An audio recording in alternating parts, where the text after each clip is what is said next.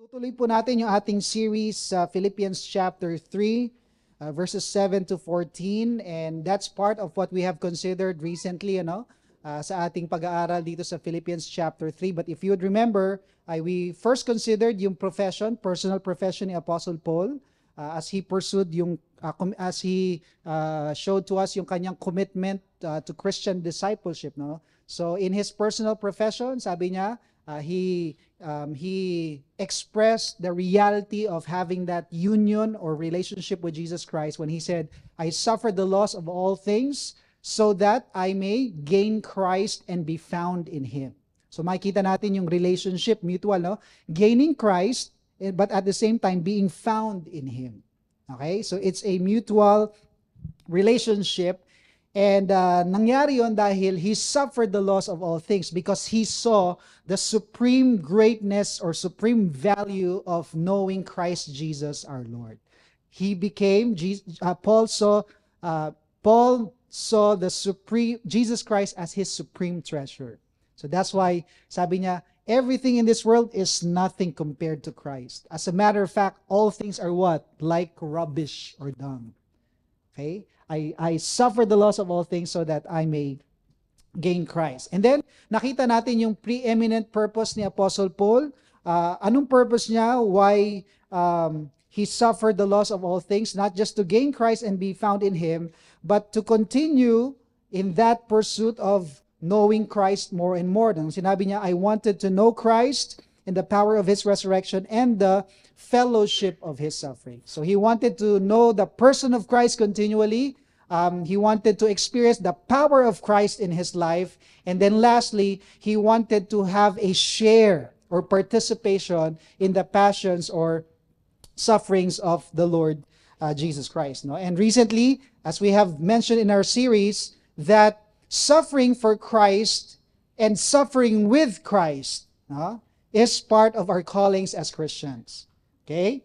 We are not just called unto salvation and service, but as believers in Christ, we are also called to suffer with Christ and to suffer for Christ. And we can expect, that as we live in this world filled with sorrows, we will experience sorrow sa buhay na to. Okay? Much more if we are what? Christians, followers of the Lord Jesus Christ. That's why we are commanded to endure sufferings, to endure hardships in this life. And the good news is that we can endure even in the midst of sorrows because, yung sabi nga sa awitin, Christ, we have Christ, and God has given us a privilege, great privilege. And yun yung pinag-usapan natin last time. What is that privilege? Prayer. Okay? We can always come to God in prayer. And ang assurance, God's assurance is that whatever you ask in my name, I will give it to you. But we have to make sure that we ask. Number one, we ask. Kaya sabi ni James, we don't have because we don't ask. Pangalawa, when we ask, we should ask not amiss, but we should ask according to the will of God, so that we will be granted the answer, assured of the answer. Kaya sabi doon, pray in my name. And dapat, as believers, we should learn to really pray in the name of Jesus. That means not just using or ending your prayer in Jesus' name, amen. No, but it's praying according to the will of God. No? So, that's what we have considered so far sa ating series. And if you've missed some of the preachings, some were already posted sa ating YouTube or Facebook. I think there are 2 more to be posted. So, watch out for that in case you missed the past 2 Sundays ng ating preachings. So, open your Bibles to Philippians chapter 3, and we will continue in this series, and we will consider today the third point in this series. So, we considered Paul's personal profession, Paul's preeminent purpose. Okay? Andyan yung outline,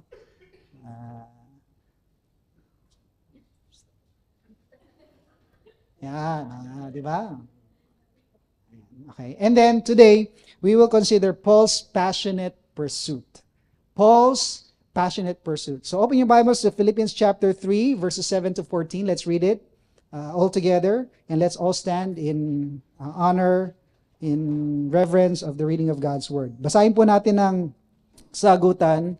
Philippians chapter number 3, verses 7 to 14. I'll start reading from verse 7. You respond in verse 8 and so on until we read all together verse number 14. Are you there? Amen? Okay. Verse 7, but what things were gained to me, these I have counted loss for Christ.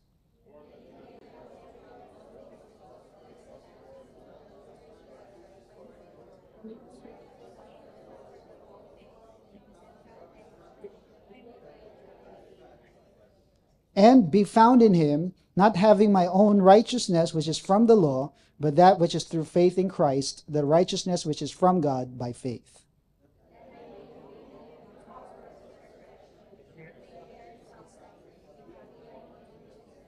If by any means that I may attain to the resurrection from the dead.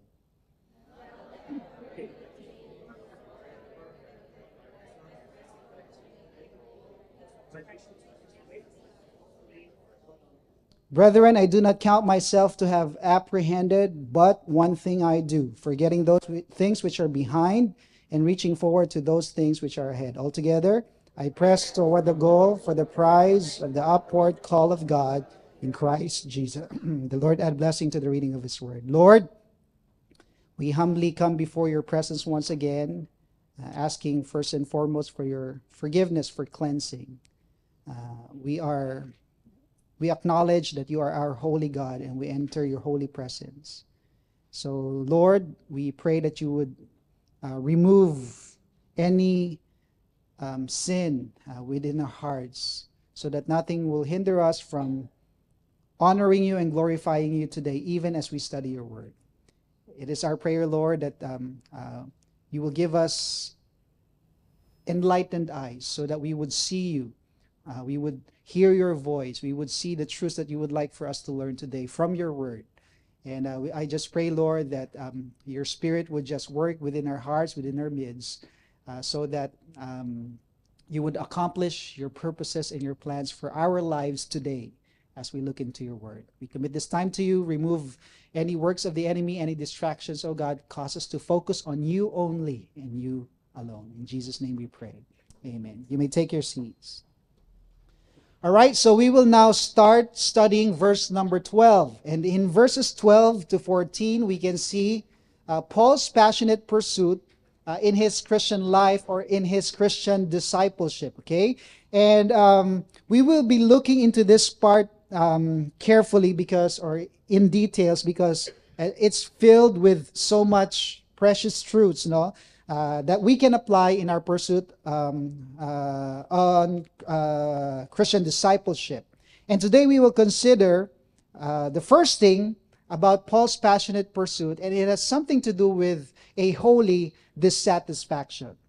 A holy dissatisfaction. And we can find that in verse number 12, when the Apostle Paul wrote, "Not that I have already attained or am already perfected, but I press on that I may lay hold of that for which Christ Jesus has also laid hold of me." There are two things that I would like for us to consider. First of all, Paul's disclaimer.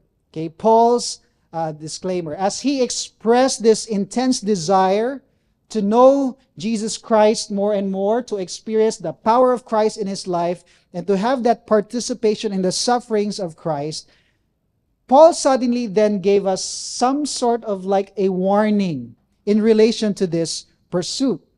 Because he doesn't want us or his readers during this time to have a misconception that he already came to such a point in his Christian life. That point of what?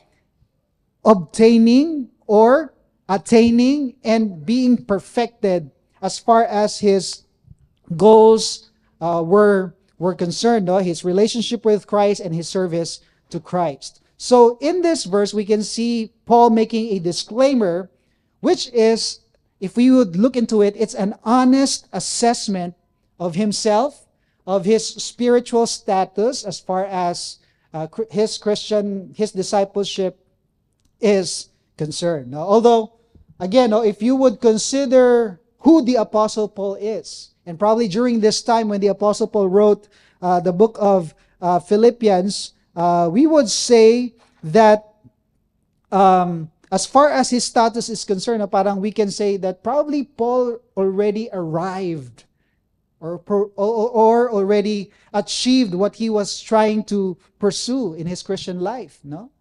And yet, the Apostle Paul said, not that I have already attained or am already perfected. And what we can see here in this honest assessment is somewhat, that's why I said, a holy dissatisfaction. A holy dissatisfaction, which is very important as far as our progress in our Christian life is concerned. Say the word progress. Sabi mo sa katabi mo, progress. Okay?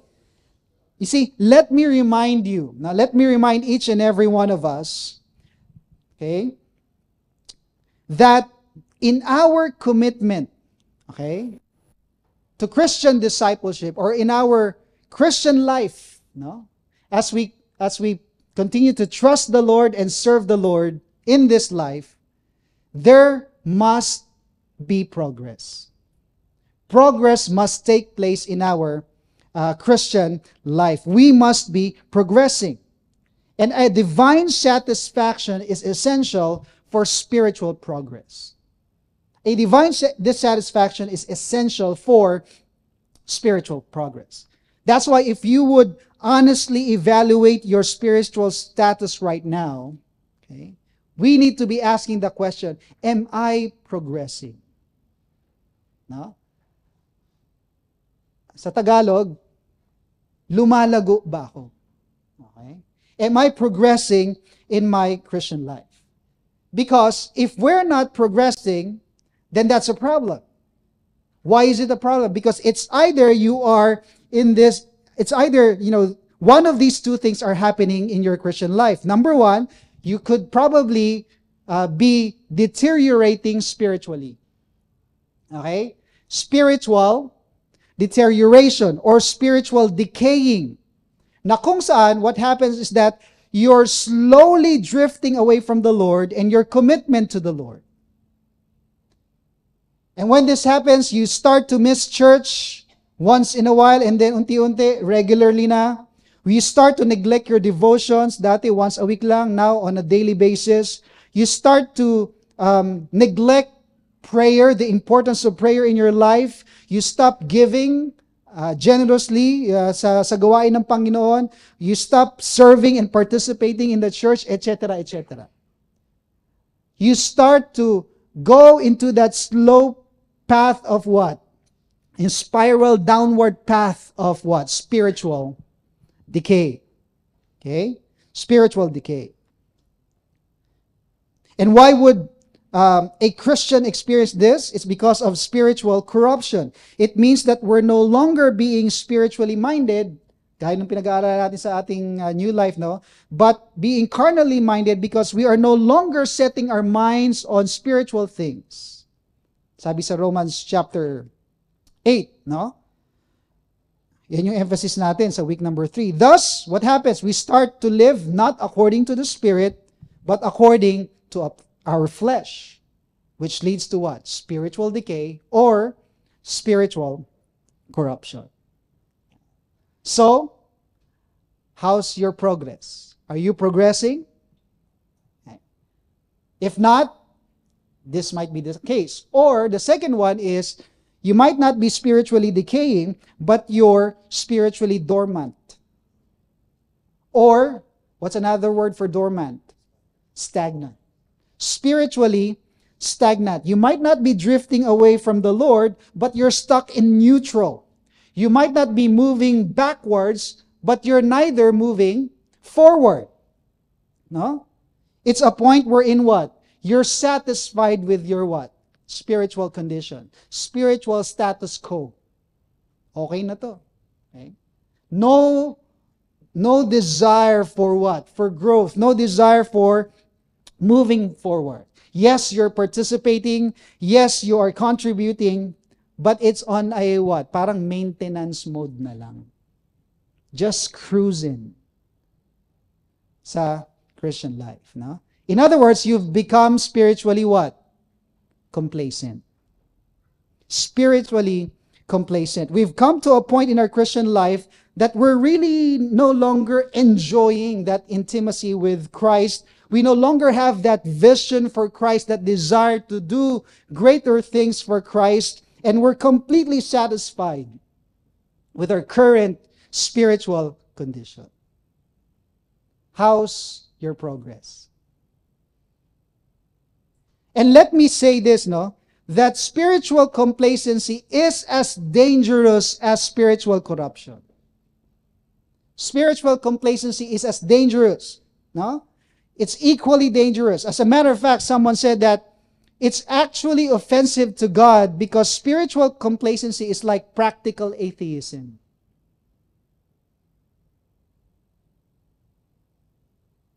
Bakit? Why? It's because we're living our Christian life as if God does not exist.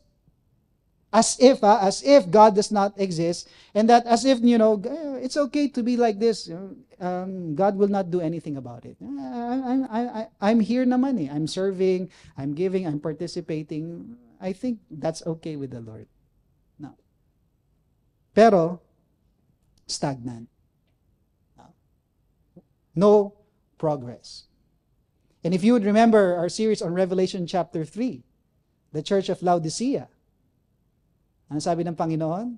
You are neither hot nor cold because you are lukewarm.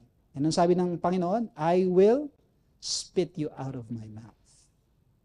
Right? So, it's important for us to have constant, honest evaluation of our spiritual condition so that we would be aware of our progress in our Christian life. And we would prevent ourselves from falling into these dangers of spiritual decay and spiritual dormancy.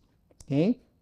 And we must combat such situations in our Christian life, and we can combat that if we continue to develop a holy dissatisfaction.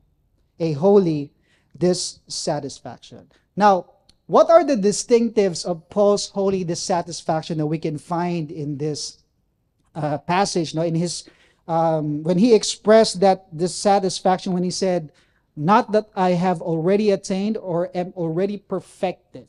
Okay, yung part na yan. And I would like for us to consider two things here, which we would find in two important words mentioned by the Apostle Paul. First of all, let's consider the word attained. Kasi sabi ni Apostle Paul, not that I have already attained. Okay? The Greek word used here is elabon from lambano, which means to take or to receive or to obtain or lay hold or seize.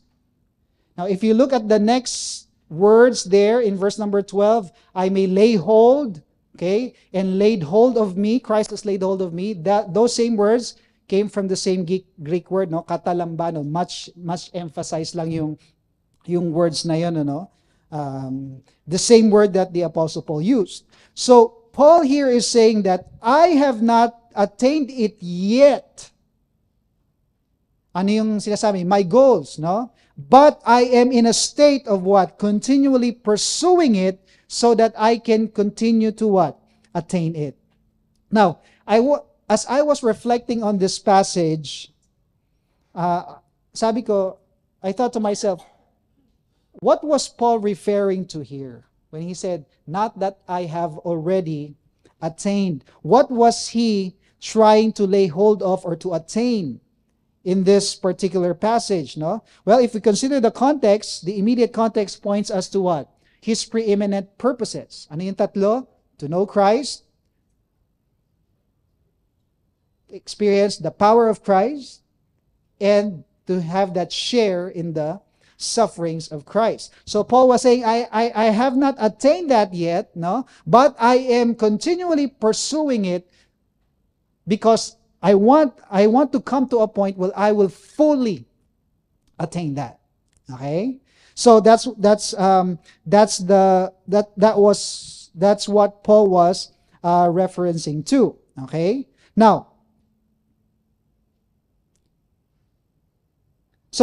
Now the next question is, what is that, Because when he said in verse number 12, I have not laid hold of it, or obtained it yet, but I strive to lay hold of it or obtain it. No? So what was he trying to lay hold of? Well, there's another clue that we can find in verse number 14. Okay, because I think what he's referring to here as obtaining or laying hold of is, we can find another clue in verse number 14.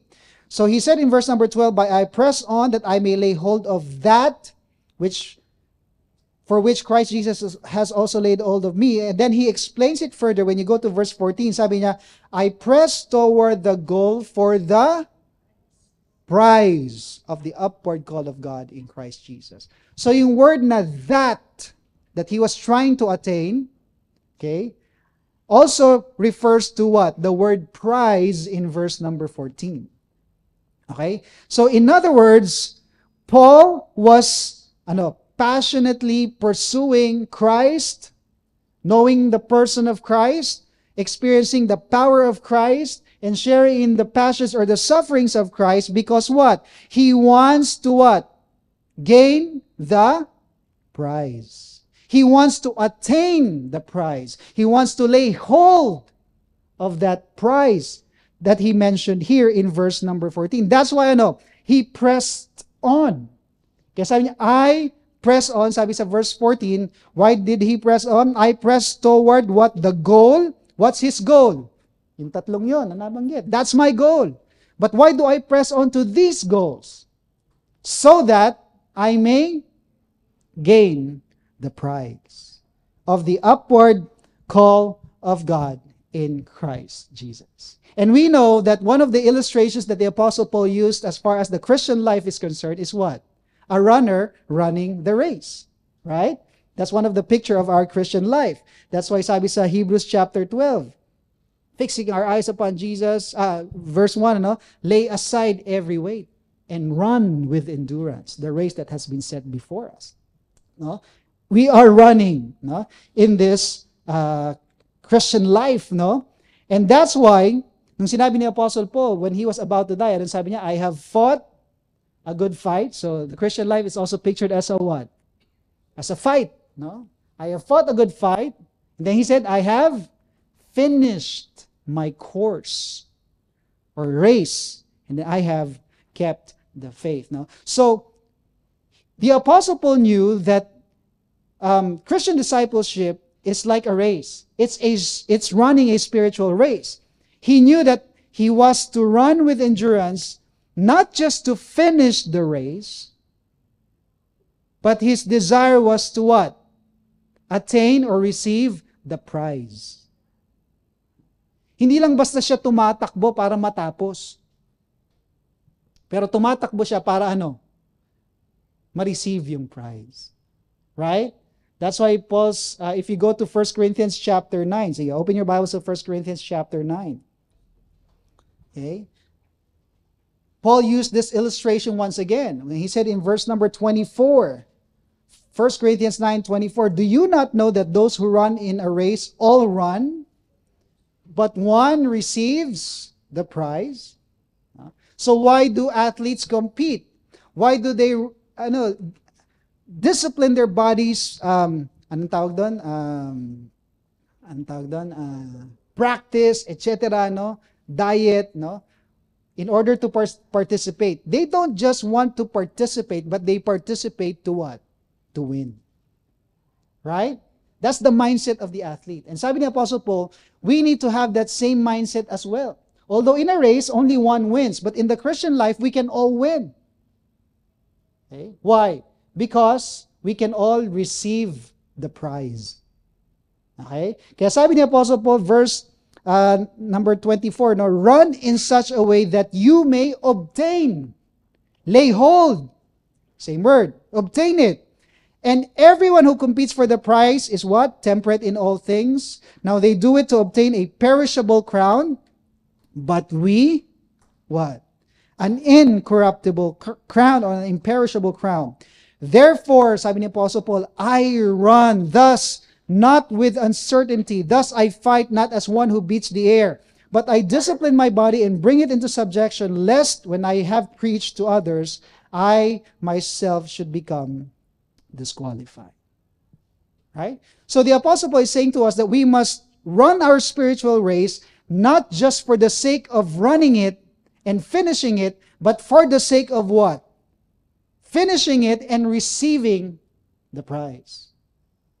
We should not just run, but we should run well in our Christian life. Amen? Parang ayaw ata. Are you still there? Bigat ba? Run well.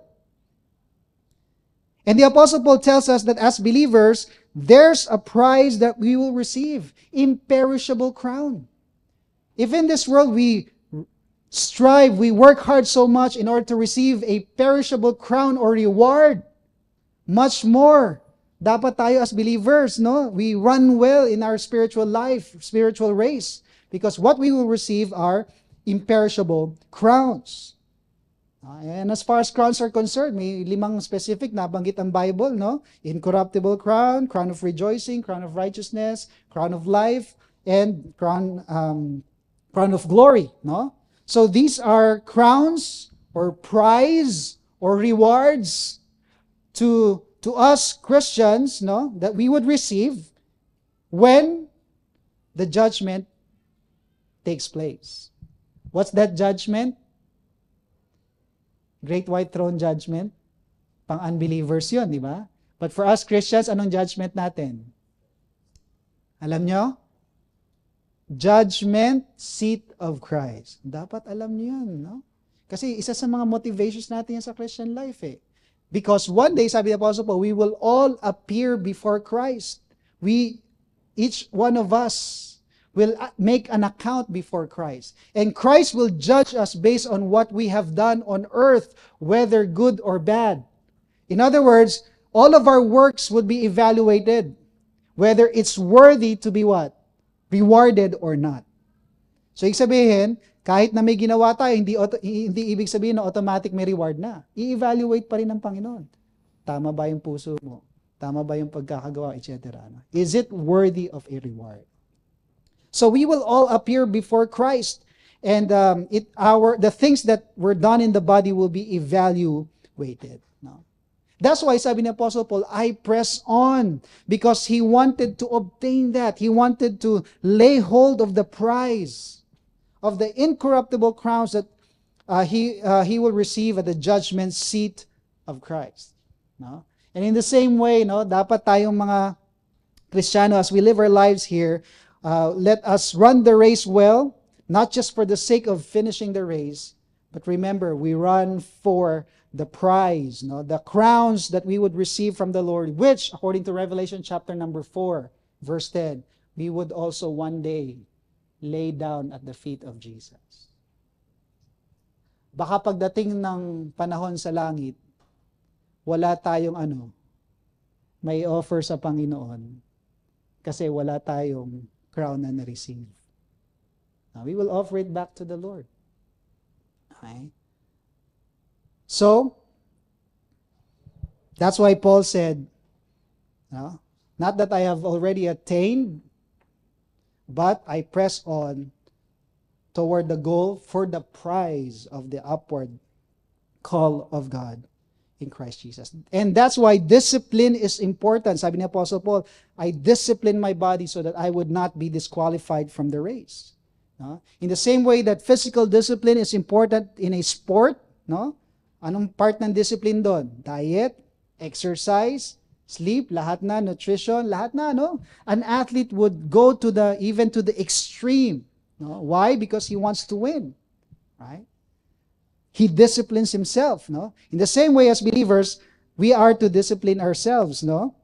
So, what happens when an athlete doesn't have discipline sa kanyang katawan? No? Nanghihina, no? Hindi lumalakas, no? What happens when hindi tama ang diet? Malnutrition. Di ba? Either masyadong payat, ang tawag doon, anorexic o obese. Di ba? So discipline is vital. Same thing is true with our Christian life, no? if you don't want to be spiritually weak, spiritually malnutrition, spiritually obese, or spiritually anorexic, we must not neglect our spiritual disciplines. Yan, time na daw. Hindi pa. Okay, sorry, no? Ano yung mga spiritual disciplines natin? Alam natin yan, quiet time, meditation of God's Word, prayer, fellowship, church, giving, worship, ministry, missions, etc. No? Ito yung reason kung bakit binigay ng Panginoon lahat ng to sa atin. Alam niyo kung bakit? Because He doesn't want to choke us, but because He cares for us. Right? So that when we discipline ourselves, ano mangyari? We become healthy and strong Christians. So that whatever comes our way, whatever sorrows we encounter, we'll be able to endure. Kaya minsan mahirap, pag mahina ang katawan, di ba? Konting virus lang, konting ano nangyari? Nagkakasakit. Mahina kasi. Mahina ang katawan. No? So, how's your health? No? How's your health?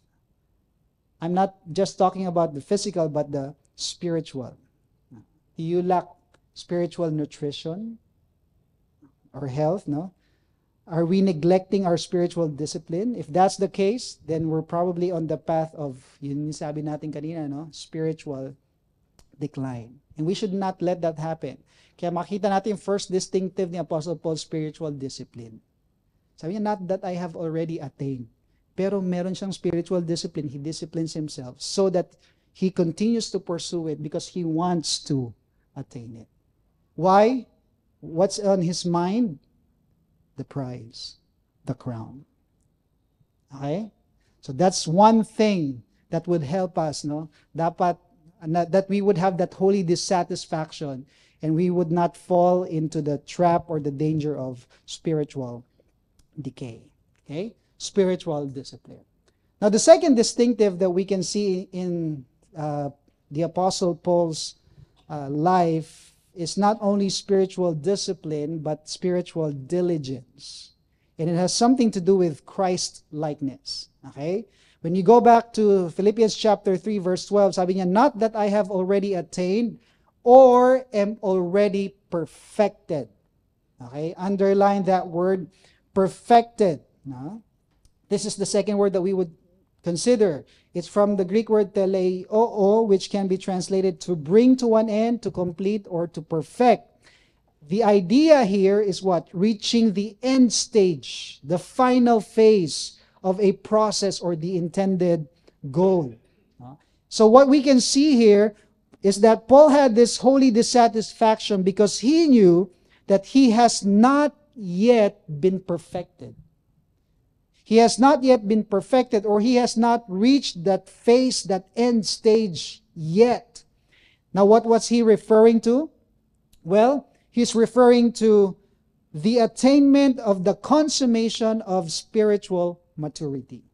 Spiritual maturity. Okay? That's the end stage, yung completeness ng ating maturity sa ating spiritual life. When there's nothing more to achieve, and nothing more to move forward into or look forward to. As in, kumbaga, we have achieved that full completeness or maturity. And that will only happen when what? When we spend eternity with the Lord Jesus Christ, that we would say, it's complete. It's perfect. It's perfected. No? So when we speak about spiritual perfection in the process, no, as far as the process is concerned, okay, we speak about our spiritual maturity. It has something to do with our pursuit of being like Christ. Yung sinasabi natin Christ likeness, no? And as believers, Romans 8:29, the Bible tells us that we have been predestined to be conformed to the image of His Son, Jesus Christ. And then 2 Corinthians 3:18, as we behold the Lord Jesus Christ, we are being transformed into the same image, His image, from glory to glory. No? So in other words, our our God's design for us Christians and our pursuit, no, ay dapat to be like Christ. Sabi nga ni Apostle Paul, imitate me as I imitate Christ. No? So we imitate Christ, we pursue a Christ likeness in our lives, no? And this transformation or development that takes place is, of course, it's not physical, but it's spiritual. It's the transformation of our inner man. Okay? Pinag-aaralan natin yan sa New Life, no? A transformation of our Christian character, no? Look at 2 Peter chapter 1. 2 Peter chapter 1. No. Kaya sinabi kong spiritual diligence, no? In our pursuit of Christ-likeness or perfection or maturity, spiritual maturity, may nabanggit dito si Apostle Peter sa 2 Peter chapter 1 verses 5 to 8. Sabi dito, but also for this very reason, underline these words, giving all diligence. Okay? Giving all diligence. What must we do? Add to your faith. May kailangan pa idagdag sa faith. Ano? Virtue. To virtue, knowledge. To knowledge, self-control. To self-control, perseverance. To perseverance, godliness. To godliness, brotherly kindness. And to brotherly kindness, love. For if these things are yours and abound, you will neither be barren nor unfruitful in the knowledge of our Lord Jesus Christ. No? So, if we want to really grow or mature in our Christian life, kailangan ng diligence. Okay? We must be diligent, no?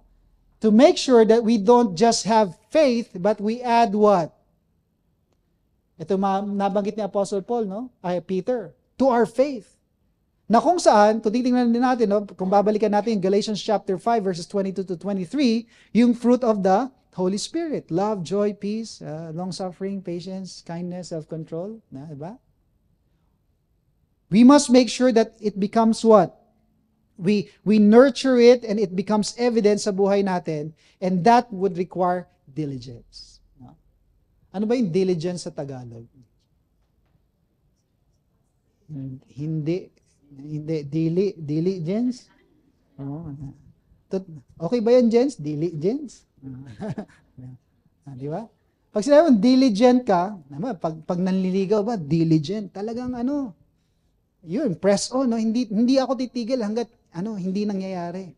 Masigasig. Yan. Masigasig. Right? So, that's necessary in our Christian life if we really want to grow and mature. We must make every effort. That's why spiritual maturity or Christ-likeness requires effort on our part. We don't just grow spiritually if there's no effort on our part to be transformed into the image of Christ. Kaya sabi sa 2 Corinthians 3:18, we must behold. The more we behold, the more we are transformed into the same image that we are what? Beholding from glory to glory. But if we don't behold, will we be transformed? And then sabi ni Apostle Paul, Romans chapter 12, be transformed by the renewing of your mind. And then sabi sa verse 1, offer your bodies a living sacrifice, holy and acceptable unto God. So, there are things that we must do. Of course, papasok yung spiritual disciplines, no?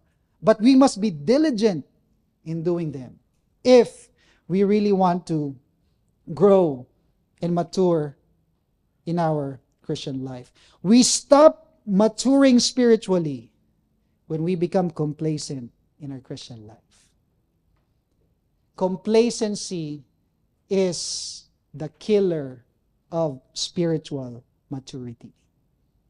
Complacency is a killer of spiritual maturity. No? So don't be complacent. Sabi sa atin mo, don't be complacent. Be diligent. Yeah. Be diligent. No? We must be diligent because as far as spiritual maturity is concerned, there's no shortcuts. No? Walang shortcuts sa growth. What happens when you try to shortcut your physical growth?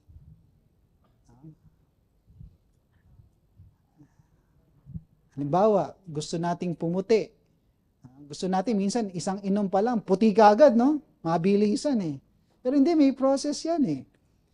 Minsan, of course, may medicine, no? Gusto instant ka agad, no? Kaya minsan nagkakaroon ng problema kasi hindi dumadaan sa ano, sa process.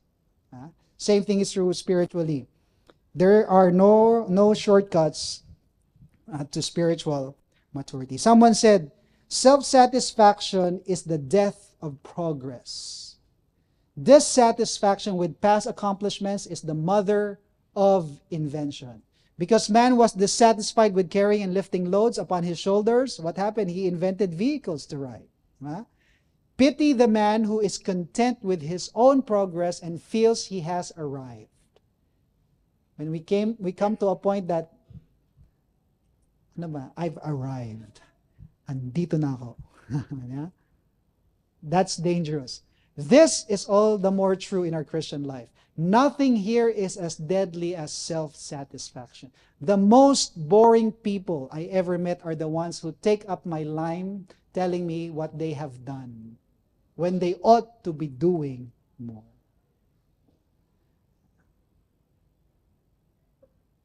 Alala ko, although, kasi when I went to the Philippines, of course, I love basketball. So I still try to play basketball, even though medyo marami na akong nararamdaman, nahirapan lang. And then, when I was there was a one-day league of pastors, no? And of course, there are pastors my age, 33, 34. There are some who are older, there are some who are younger, no? Pero nung kwento-kwentuhan lang, of course, we would say, iba talaga when we were younger, no? Talagang no? And sabi ng mga magkaka-age, ngayon tayo puro kwentuhan na lang. Kwentuhan na lang na nakaraan. Dati, ganito. Pero ngayon, wala na, kwentuhan na lang. Pero bakit dumating sa ganon? Well, probably because we have neglected taking good care of our bodies. That doesn't mean that we cannot do it anymore or ano man, di ba? Pero, yun ang nangyayari, no? Parang, okay na yun, tapos na yun. Pagkwentuhan na lang natin. No? But, sabi dyan, nothing here is as deadly as self-satisfaction. No? It's good to talk about the past, especially the successes, the things that God has done in our lives. It's good to look back to them and reflect on them. But those should not hold us back from moving forward. If we just keep on talking about the past, and it does not motivate us to do more for the Lord, then that's the problem. Minsan ganun nangyari, no? Dati nang ganito. So kung dati ganito, napatunayan natin na makapangyarihan ng Panginoon, why not do more? Because He has proven Himself, right? Therefore, we must press on. No? So, if we would evaluate the level of our spiritual maturity, no?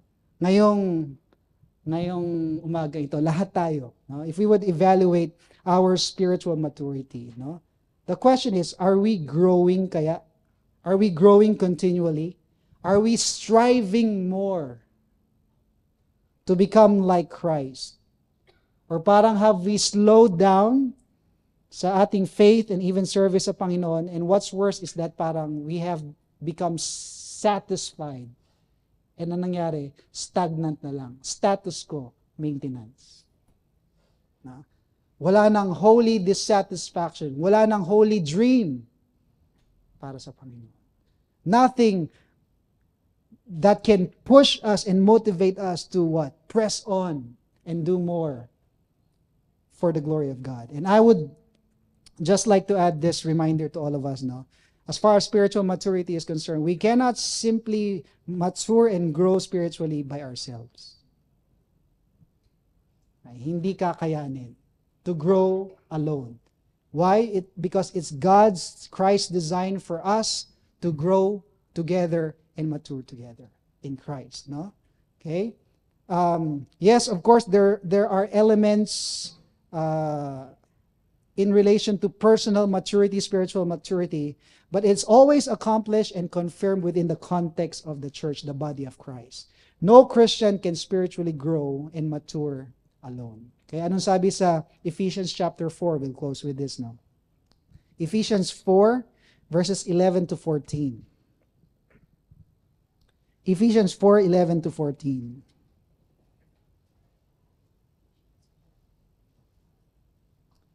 Very familiar passage, verse 11, and he himself gave some to be apostles, some prophets, some evangelists, and some pastors and teachers. Verse 12, for the equipping of the saints, for the work of the ministry, for the edifying of the body of Christ. Then verse 13, till we all come to the unity of the faith and of the knowledge of the Son of God, to a what? Perfect man. Okay? That same word, perfect. Okay? Same word that the Apostle Paul used. I have not already attained yet or have been perfected. Okay? But sabi niya, until we all come to a perfect man, to the measure of the stature of the fullness of Christ. To the measure of the stature of the fullness of Christ. That we should no longer be children tossed to and fro and carried about with every wind of doctrine by the trickery of men in the cunning craftiness of deceitful plotting. That's why the church is important. Because a Christian will have a very, very hard time to grow and mature spiritually apart from other believers. No? Doon kasi natin that's where we would learn, practice, and exercise love. Joy, peace, goodness, kindness, patience, meekness, self-control. Diba? That's God's design for us. No? Sabihin mo sa katabi mo, you are important to me. Parang love life lang, no? Tapos na Valentine's.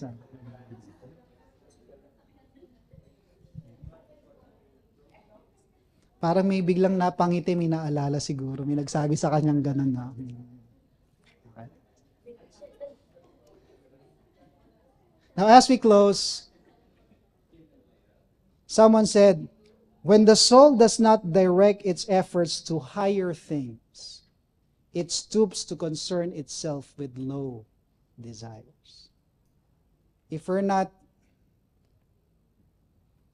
pushing ourselves towards greater things for the Lord, automatically, naturally, it would, kasi it would always, our hearts would always look for, yung desire, laging meron yan eh. If it's not moving forward, it will be stagnant and it would start to move, drift backward. Huh? So, kaya constant dapat yan. Kaya sabi ng Apostle Paul, I press on. And we will be learning more about that later on sa ating series. No? I press on. But isang motivation to press on is because sabi niya, I have not yet attained or am perfected. But, sabi niya, I press on so that I may lay hold of that for which Christ has laid hold of me. Okay? So let us always direct our souls to higher things. No? Spiritual things. No? Kaya sabi sa ating sa ating new life, no? Set your minds on things above, not on things in this world, no? Store up for yourselves treasures in heaven. Dahil dito sa mundo, they rot, they are stolen, etc. They vanish, di ba? But in heaven, when we store up for ourselves treasures in heaven, ang maganda, may crowns. Di ba? So, set our hearts and our minds on eternal things. Let us never settle for low desires for the Lord and His kingdom. Never settle for, low desires. Or parang, okay na yan. O minsan, nakakatakot yung wala. Right? That's why, in our new life, in one of our discussions, I've said that if a Christian has no desire for godliness, if a Christian has no desire for the things of God and the things of the Spirit, that's a very, kumbaga, questionable thing. Because he professes that he's a Christian, and if you're a Christian, God has given you new heart and new mind so that you would pursue and desire spiritual things. So if there's no desire, probably there's no what? Transformation that took place from the very beginning.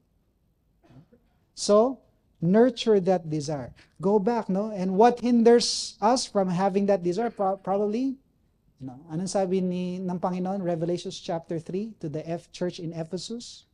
You have lost your first love.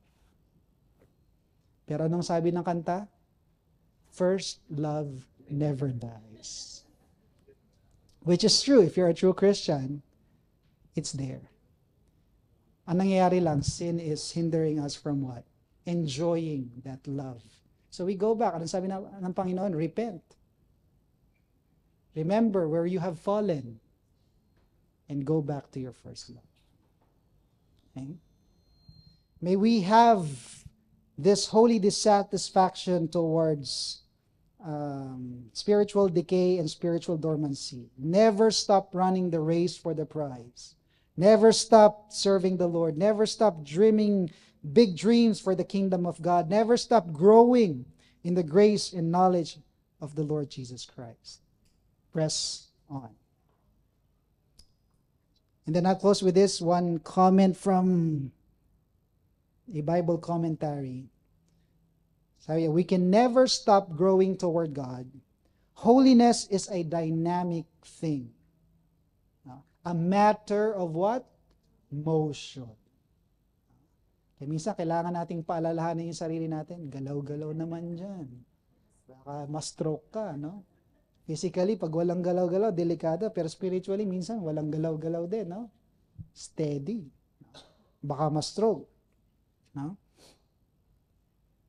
There is no static balance in the spiritual life. We either are moving toward God or away from Him. Actually, sabi pa nga niya, walang static, walang stagnant. If you're stagnant, that's as if it's equivalent to what? Drifting away. So, what's our status? Moving forward or drifting backward? Well, the good news is we can always move forward. Right? Always move forward. Kasi hindi pa naman tapos yung race eh. Gusto nyo matapos na yung race? Hindi pa, di ba? We're still in this race. Amen? And the Lord wants us to run the race, and not just run the race, but run it well. Not just for the sake of finishing the race, but in order to what? To receive the prize. So that as we push for that, again, ang focus natin, fix our eyes on Jesus, the author and the finisher of our faith, because ang goal natin is not really primarily the prize, but Him, to be like Him, to be more like Him. And dapat nandun palagi yung dissatisfaction, na, in a sense na, Lord, I want more and more and more. Let's pray. Our Heavenly Father, we thank you, Lord, for the reminder from your word, the challenges from your word. Indeed, Lord, these are important, powerful rebukes, reminders to all of us that we should not be complacent in our Christian lives because it leads to corruption, drifting away from you. But just like the Apostle Paul, I pray, Lord, that you would impress in our hearts that as believers, we must continually press on. Press on. Press on. Whatever we're going through in our lives right now, you know the situation of each one. I pray, Lord, that you would remind us that you are sovereign, you are powerful, you are the source of You are our only source of true satisfaction and joy. So, cause us to endure and run the race well, so that at the end of the line, at the end of the race, when we reach the finish line, when we meet you face to face, we would hear your commendation, "Well done, thou good and faithful servant. Enter into the joy of the Lord." Bless these truths into our hearts. In Jesus' name we pray. Amen.